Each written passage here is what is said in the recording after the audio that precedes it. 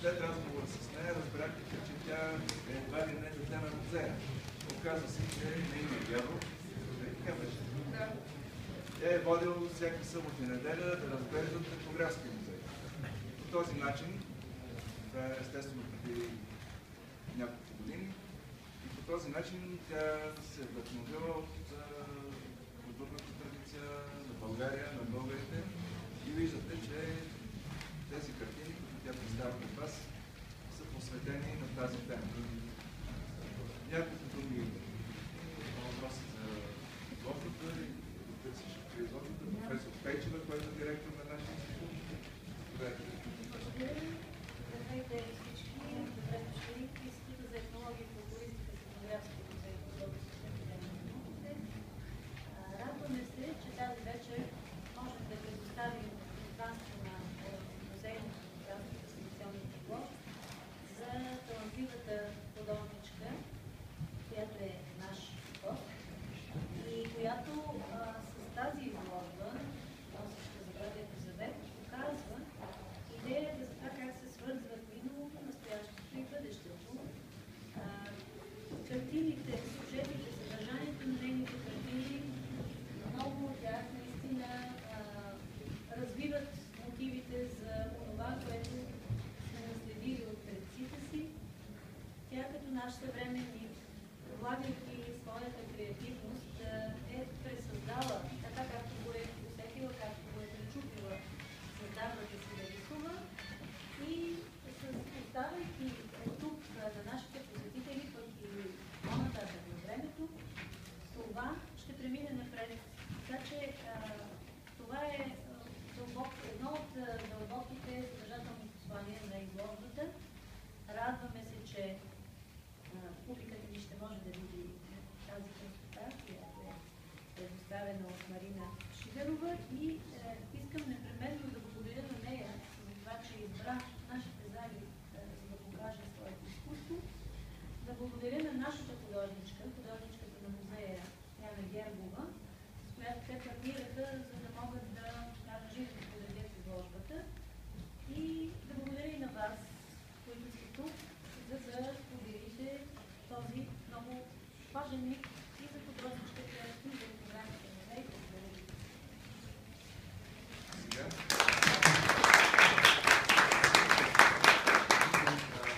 Давам думата на професор Ангелов, който е учител на Марина.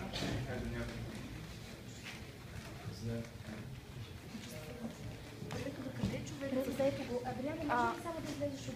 There will be translation, especially for you, so you can come.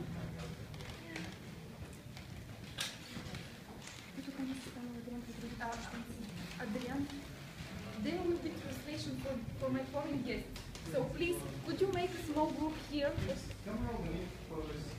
Or this side, okay?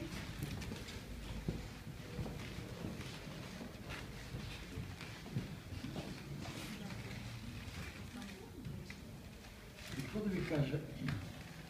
Трудно ме е, много е трудно да се говори в една такава изложба, особено пък учителя да говори за своите ученици. Нададах 50 години на тези млади хора. Много често се правя равносметка кой къде е, как се е реализирал. И гледам сега и нещата, защото така специално ще съм го гледал, разбира се, да ги изложим нещо. Марина нарежда така в първите редици на моите ученици. Аз съм много радвам, че тя прегърна тази сложна акварелна техника с тези, които виждате. От обикновената тиква или картонка, нали, стига до тези образи, като гледате портретите на и дамските, и мъжките, увеличите има една България. Тук изобщо една България, друго няма. Навсякъде прозира един изключителен професионализъм, тя във изкуствата, хвърля се смело в различни материи, вижте стъкло, метал, драперия, и то много успешно. Тя направи тук последните 3 години или беше 4 години. Много силно развитие. И си представям, ако така продължава, тя е работохолик. Аз вече за другото можем да спорим кой е така израсъл по-бързо, но толкова работлив ученик аз не съм имал. И се очудвам. Разбира се, всичко това е плод на нейното старание, тя е много дисциплинирана в работата си, винаги така носи критично отношение към своите неща и затова има резултат. Тук не мога да ни отбележа, че тя всяка и на натюрморта, на пейзажа, на портрети и на груповия портрет. Това са много сложни неща. И този, който знае акварела, аз съм сигурен, че тя не слуша мини в маслото, подкамваме постоянно да опита и масло, и темпери, и други материи. Рисунката е изповедта на един художник. Много лесно е да направите 3 петна и да пишете отдолу разлика. Или ноктюр, пълно с такива картини. А когато приоритет има рисунката, психологическия момент в тези образи, когато е подплатено с научни познания, без да стават чертежи, колеги, ако имат ще не разберат за какво става. И което е най-важно, независимо от тяхната цветност, те са много обединени.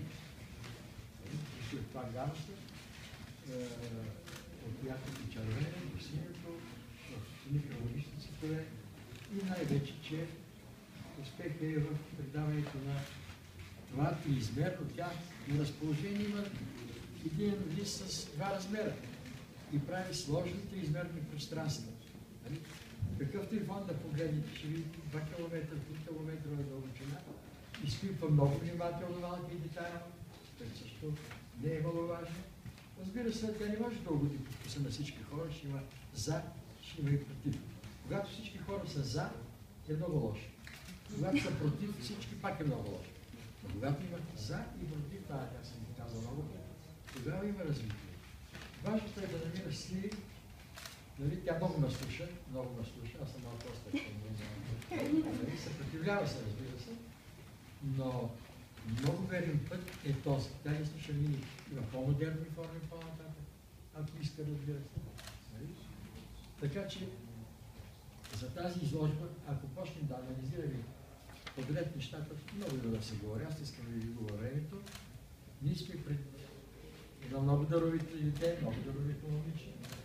Аз имам право на тези години да го кажа. Разбира се, човек трябва да е на земята и съм сигурен, че след 2 години ще гледаме други неща, още по-хубави, още по-добри, защото винаги изкуството това е много лошо, че колкото повече знаеш, става по-трудно. Като не знаеш, рисуваш, целуваш се ръцете и готово. Кажеш, кое нещо е даровато. А ние сме пред един много изискан рисувач, добър живописец, който владее пространството, перспективата и ни поднася много приятни работи. Тук не може да видите друго нещо, освен България. И това е верният път. Това го няма в музиката. Пуснете, която и да е станция, което и да е радио, колко неща са български. Тук не виждам друго освен България. И затова казах, че така просто от нещата стоят нашия пейзаж, нашия вид. Там има кромит, има лук, има, нали? Разбира се, изкуството е безкрайно. Аз си пожелавам още по-сериозни стъпки за крачки, за които ще говорим. На стъпки, на добър път.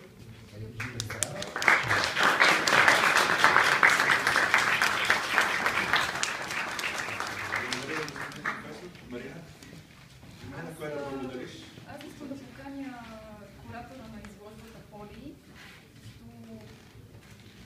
Виден галерист, мой приятел и невероятен човек, защото тя познава творчеството много добре и трудно ми е да говоря за себе си. Аз мога да рисувам, рисувала съм нещата, които за мен е удоволствие да присъствам на това събитие и да имам възможност да кажа само няколко думи за Марина и за творчеството. Познавам добре творбите на Марина, откривала съм и самостоятелни изложби в последно време, както и нейната енергия, жизненост, сила и дух във всичко, което прави. И искам само да ви кажа, че независимо от визията ви, В момента тя е един съвсем съвременен млад човек, дипломиран дизайнер с специализация в Германия и в Китай, с множество конкурси и спечелени отличия. И разбира се, човек влюбен в изкуството. И когато Марина ми се обади да ме покани за тази изложба, си помислих, че едва ли има по-подходящо място за акварелите и от музей.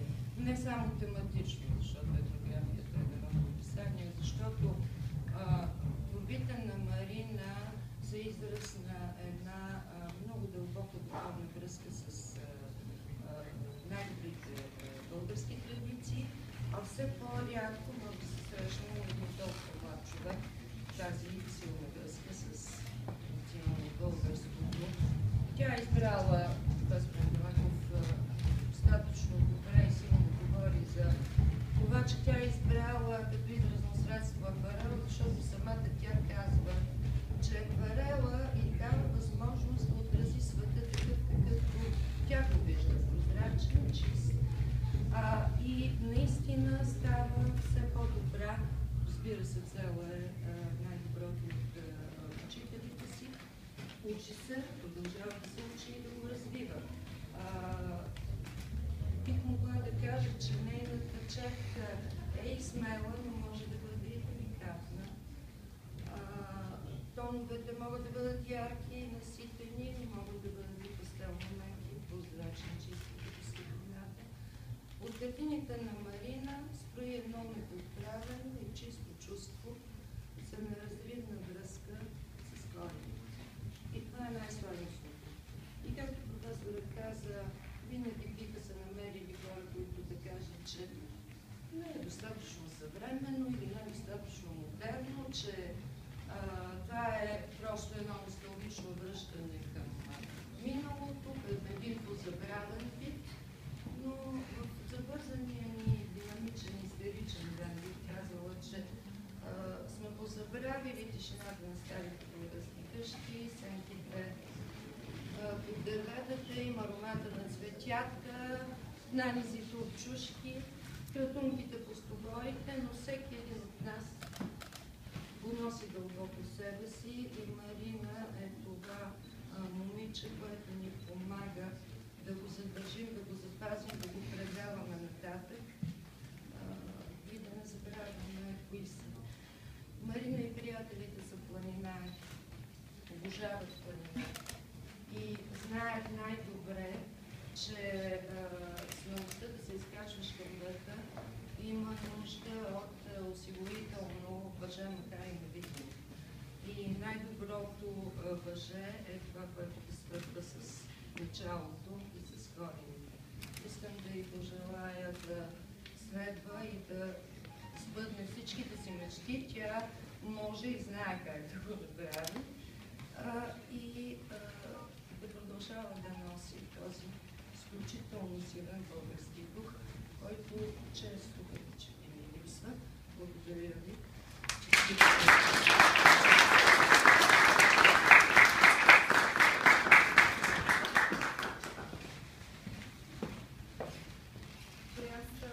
Не искам да получавам в никакъв случай, да кажа няколко последни думи. Първо искам да благодаря от все сърце на професор Гилаков, който много обичам, на Николи, благодаря, на прекрасното ми семейство.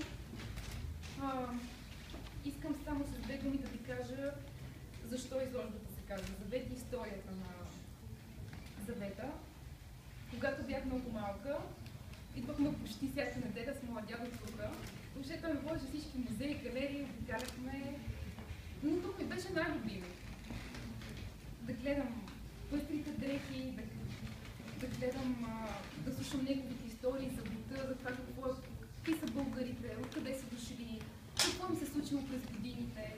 Когато се прибирахме вкъщи, баба продължаваше с историите. Дали нагледно да ми покаже как се прави хляба или пък вадеше носията на майка си, която всъщност съм облякла. Тук е момента да отбележа, че съм с дреха над 100 години, която е правена от моята прабаба Яна. Всяко нещо е входирано лично от нея. Всяко нещо е предназначено тях се вкарват конците, тя направила